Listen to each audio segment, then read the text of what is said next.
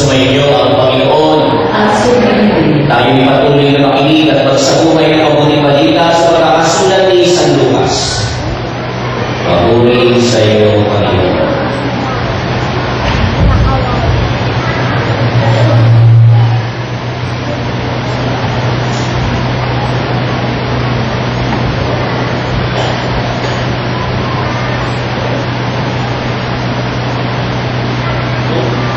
Noong panahon iyon, napuspos ng Espiritu Santo si Zacarias na ama ni Juan at nagpahayag ng ganito. Purihin ng Panginoong Diyos ng Israel sapagkat inilang niya pinalaya ang kanyang bayan at nagpadala siya sa atin ang isang makapangyarihang tagapagligtas mula sa ibig ni David na kanyang lingkod. Ipinangako niya sa pamamagitan ng kanyang mga banal na propeta noong una na ililigtas niya tayo sa ating mga kaaway at sa kamay ng lahat ng napupuot sa atin. Ipinangako rin niya na pakakabagan ng ating mga magulang at aalalahanin ang kanyang banal na lipan.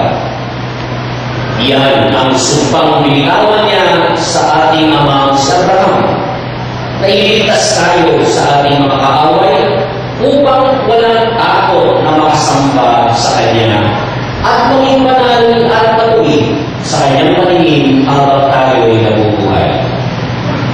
Ikaw naman, anak, ay tatawagin propeta ng kataas-taasan sapagkat mauna na sa Panginoon upang ihanda ang Kanyang daraanan at itulong sa Kanyang bayan ang landas ng kaligtasan.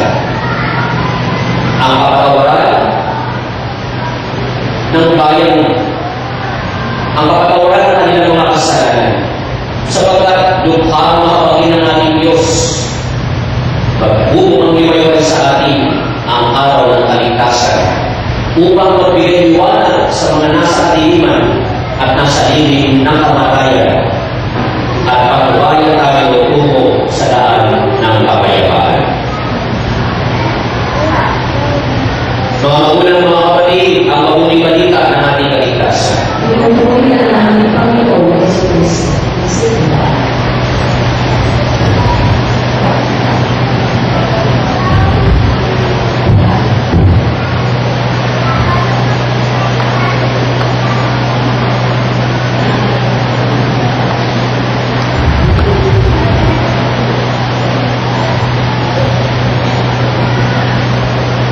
Magandang gabi po sa inyong lahat.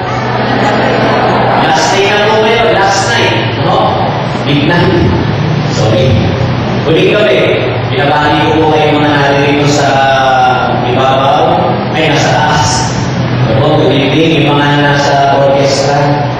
Nasa po kayo dyan, yung mga nasa taas. No? Ano ba ang orchestra? Ano ba tawag dyan? Balcony. Yung naman po, orchestra, balcony. Ano isa ba? Basement. Yung mga nasa basement, kakawaya ko sa video. Hello. Sagot na kayo mga nasa baba. Hello. O yun, di ba? Iinig. Good evening po. Makikiusap ako sa inyo ha. Makikiusap ako sa inyo. Sana hindi pa ito ginawa ng mga nakalimos na gabi. Meron tayong konting icebreaker. Okay? Game po ba kayo? Yung mga nasa baba, game po ba kayo? Game lang. Sige na. Okay. Magbibigay po kayo ng isang katabi. Pwede nasa kanan, pwede nasa kaliwa. Okay? Tapos ako, sino may volunteer, kapit kayo sa akin. Tayo dalawa. Magkakaroon tayo ng dahilan, dalawahan. Not necessary yung kasama mo ngayon, ha? Not necessary yung mga anak na katabi mo, not necessary yung esposo o esposa na katabi mo ngayon. Maganda rin hindi mo makilala. Pero pag wala ka ng choice, okay lang kahit sino katabi. Okay po ba yun? Ano gagawin natin? Tatanungin mo sa kanya kung, sana hindi pa ginawa ito, pero pag ginawa niya ito, pagbibigyan na ako. Ha? Pulis yung mga gawin naman ito eh. Itatanungin mo sa kanya yung pangalan mo. Mali. Sasabihin mo sa kanya yung pangalan mo. At sasabihin mo kung ano ang ibig sabihin ng pangalan mo. Nagawa niya na po ba yun? Puti na lang, di ba? Okay? Pag hindi pa namin pupunta sa simbahan, baka namin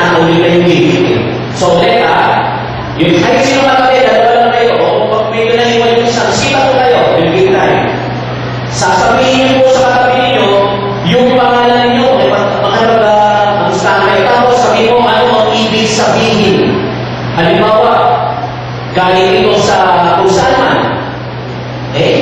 Bawa ito ay contraction ng pangalan ng mga magulang ko. Ngayon, halimbawa ako, Father, hindi ko alam yung ibig sabihin ng pangalan mo. Malay mo yung katabi mo, alam yung ibig sabihin, siya masasabi sa'yo. Klaro po ba yan? Okay ba? Nasa kaliwa ko, okay po? Para mawala ka kaya reaction. Hindi na kaya ako ito, maganda na yun. Okay po, ito kaliwa. Okay po, nasa balcony. O mga ate ko yan, yung nasa kanan ko. Okay po, ganun na kasimple. If you find it okay lang. Okay naman ako eh.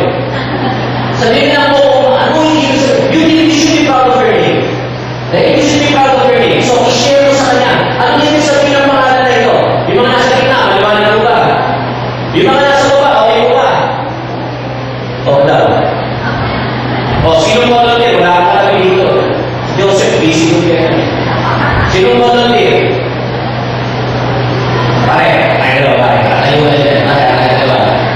Okay na kayo?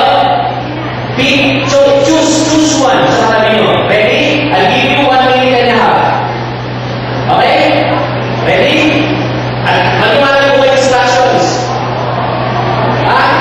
Pag hindi kayo hindi ng tabi nyo, susunod naman doon. Okay na naman. Maliwanag lahat na lang. Simple. Wala ko gusto ko dito. Pare, ito ka pare. Tayo dalawa pare.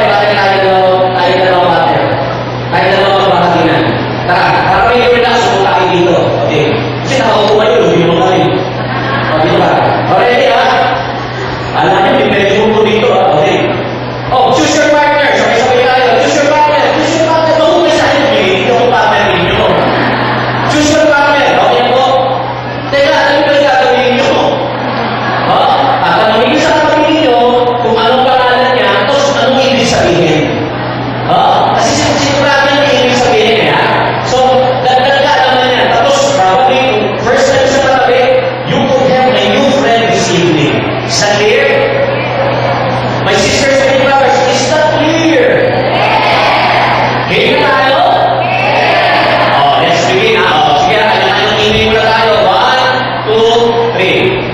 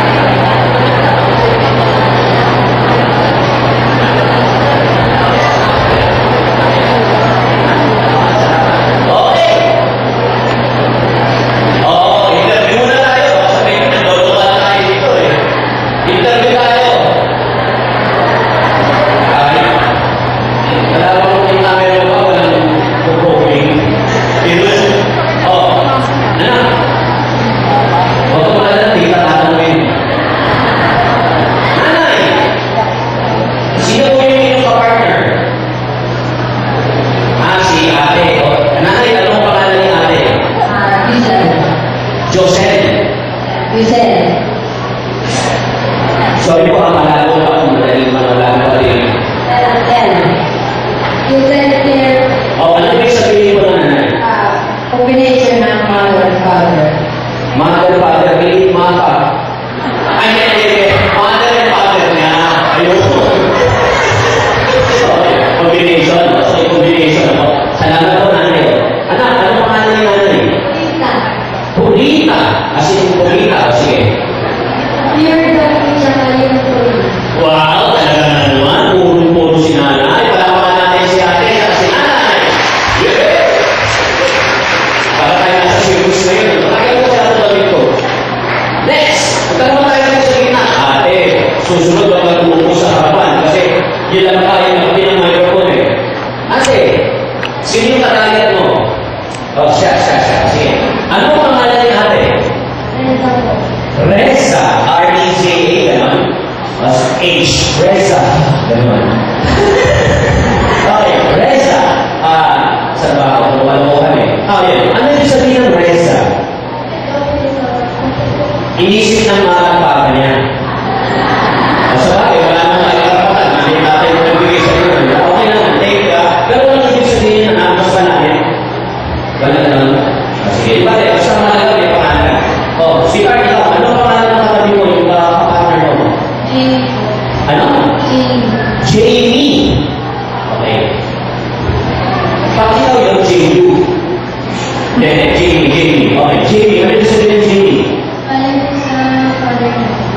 Galing sa papa niya, Jamie. Walang binigay ng nanay niya, okay ka sa buhay. Jamie, no? Jamie, salamat. Bigay ng papa niya yun. Okay, palapakan mo namin si Reza at si Jamie. Thank you. Next. Sabi namin, pasok ako. Next. Yung nakabunin lang ng microphone. Nanay, mami, ano pong pangalan ng sino pong kagalit ninyo? Okay, ano pong pangalan niya? Paul Jan. Okay. Ano pong ibig sabihin ng Paul Jan? Bali po pinuha kay Aba, okay, Paul Jan. Pero Jan po ng papa. Gulo mo. Pero, thank you po. Anak, si nanay yung kapatid mo. Ano pangalan ni mama, ni nanay? Ellen po. Ellen. Ano ibig sabihin ng Ellen? Yung ba yung kakaibang lugar? Ellen. Iba yun. Ano yung Ellen? Nanay, galing. Ano yung sabihin yung Ellen? Ellen! Walang H eh. Helen. Yan, susunod. My name is Helen. Ano yung sabihin yung Helen? Galing sa nanay mo, artista eh. Okay. Helen. Kabuha, yun ang natin. Yun ba? So, nanay, artista rin. Pero kanina sabi mo, Helen of Troy. Talagang magaling mo. Okay, palapakan natin si John Paul at si Helen. Okay. Salamat po. Mga kapatid, did you discover something new? Did you appreciate? Teka, palapakan kita tapos. Did you appreciate the name that was given to you? Kanina, papatan ko po, nagbuka kami ng kanina ni... Ano ba alam mo? Ano? Nasa'yo? Yung mabili na hirap eh.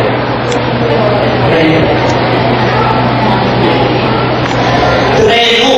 Si kapatid, ang pangalan niya, Dreno. So, sabi niya, saan galing yun? Tinanong ko. Galing po sa centennial name. Kasi pag pinalitan mo yung Dreno, it is 100. Okay? Dreno. Galing ano? So, sabi ko sa kanya, ang pangalan ko, dahil ko na ngayon, Richard. Then, Rico. Ang pangalan ko, Rico. Ang ibig sabihin ng Rico, Spanish yun eh. Alam naman, may buhay na, no? Ang ibig sabihin ng Rico ay rich. Rich. Kaya yung mga gusto mangutang na niya, wala kayong maasahan sa akin. Mga kapatid, what's in it? Anong meron sa isang pangalan? Anong meron sa isang pangalan? Alam niyo, kung ako ng legal research, sana nadinig ako sa baba, mamaya pagbaba ako, i-interview ko yung mga nagpalitan ng pangalan. Sa nakalipas na siya kagabi, may mahaba po ang aking sharing ngayon. Iba't ibang personalities po, iba't ibang tao ang aking nakuhayan. Siyang nagabi, ngayon po ang muli, at nakita po natin kung paano maraming tao ang naging bahagi. Kasabay ninyo, kasabay ko, sa paghahanda natin ngayong taon na ito sa pag-welcome natin kay Jesus. Remember, hindi pa po Pasko. Kung tutusin po ngayon, Advent pa rin ngayon. Nagkataon lang po na binigyan tayo ng permission ng Roma, talaga na matagal na po noon,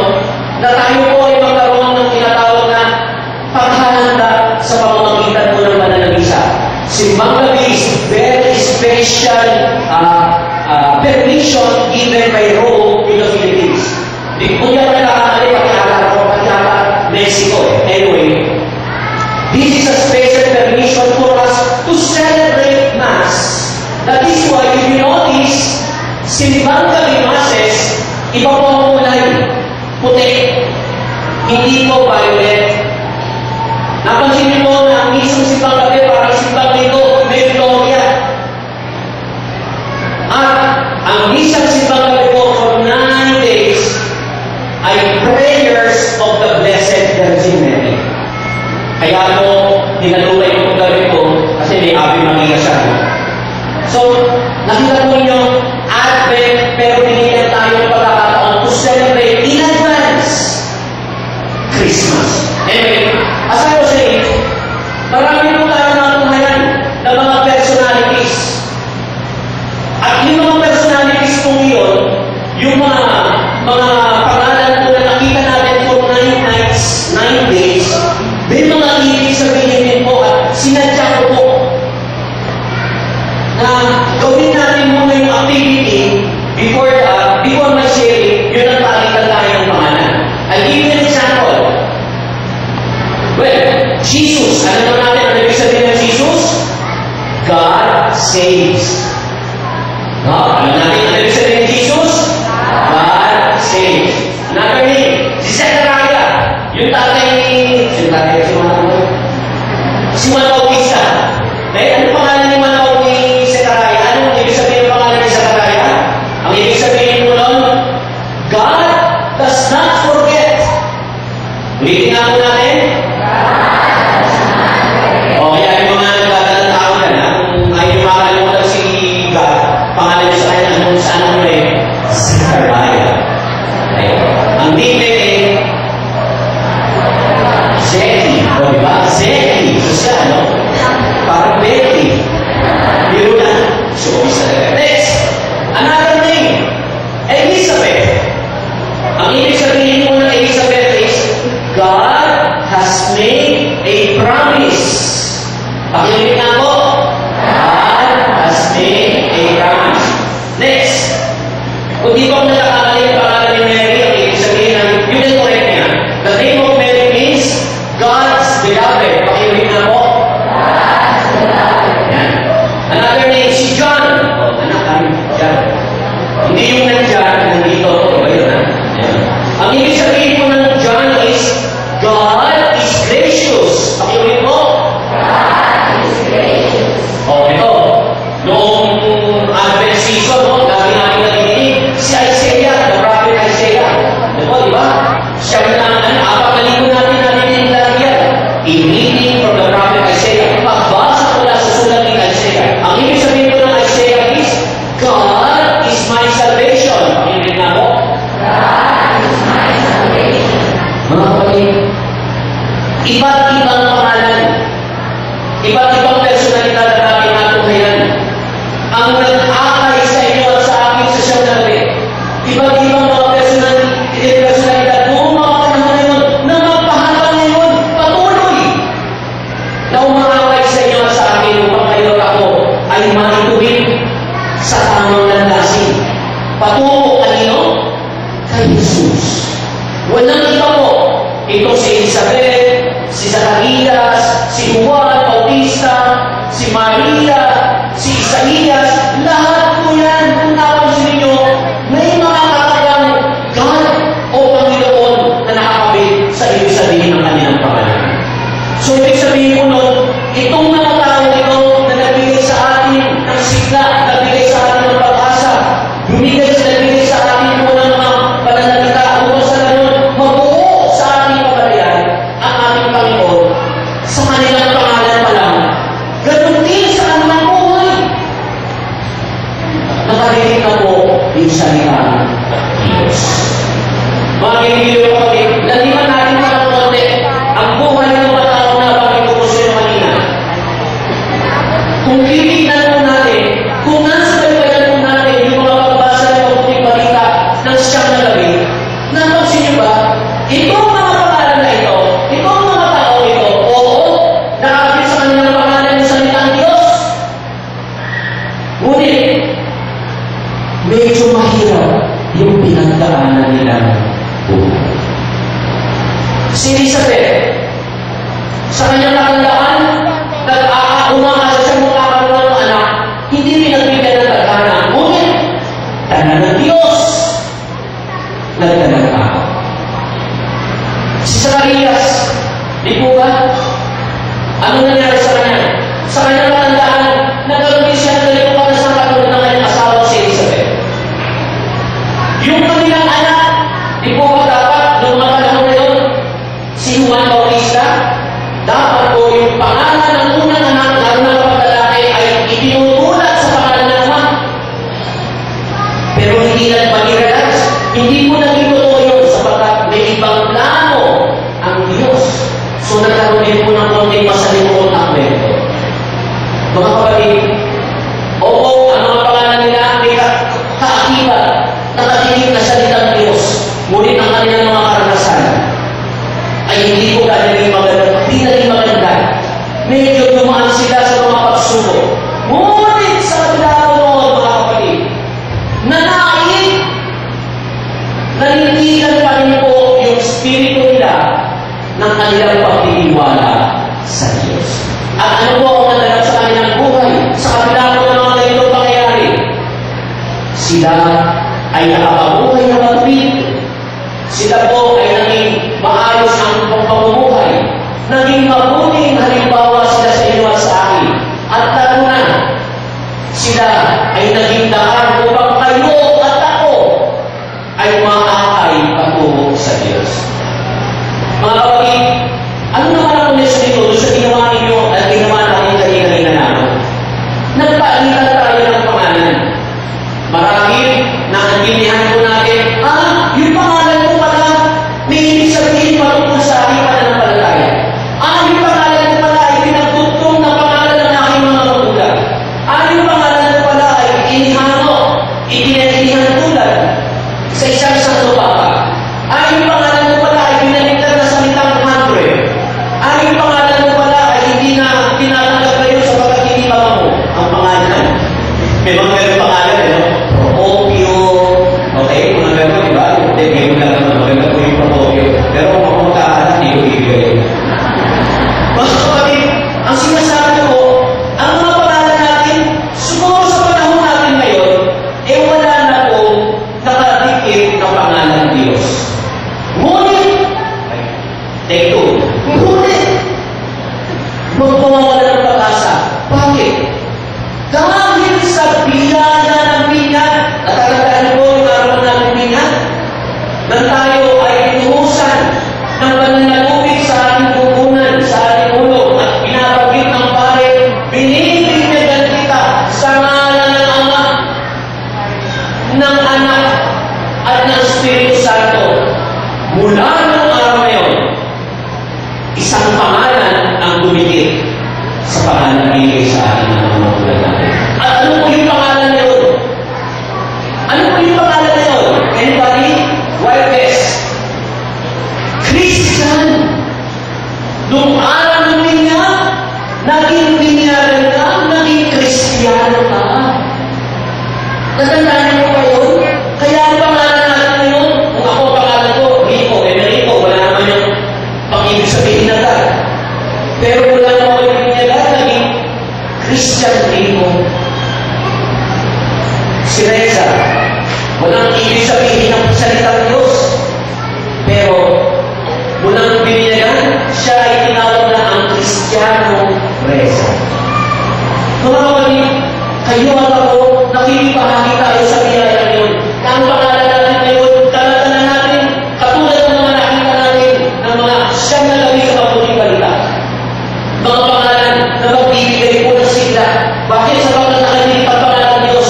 Oo, ngayon, sa gabi ito, binabalikan natin yung araw ng ating binyan na kung saan itinigit na sa atin at hindi na mapaghihiwala ito ang pangalan ng Kristiyano na nakasama na sa ating pangalan.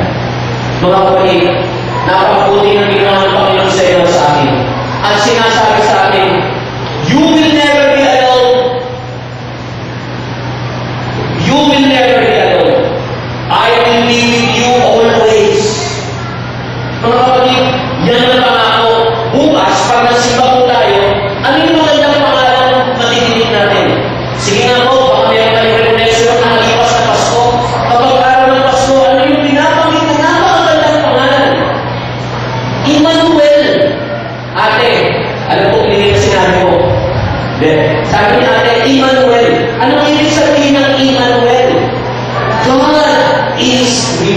Paulit po.